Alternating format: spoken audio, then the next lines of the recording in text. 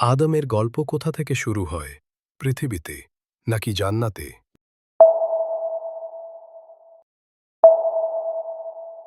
আদাম সৃষ্টির আগেই আল্লাহ ফেরেশতাদের বললেন, আমি পৃথিবীতে একজন খলিফা স্থাপন করব।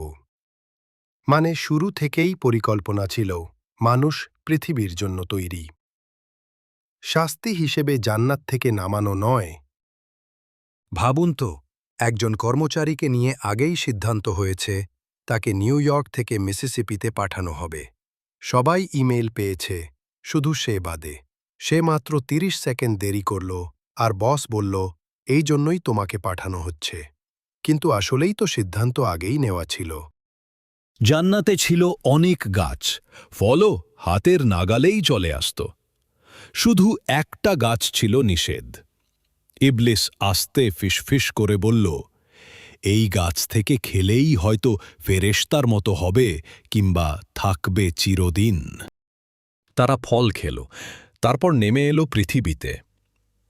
কিন্তু প্রশ্নটা হলো, এটা কি সত্যিই তাদের ভুলের শাস্তি ছিল, নাকি আসলেই শুরু থেকেই ঠিক ছিল যে তাদের পৃথিবীতেই পাঠানো হবে?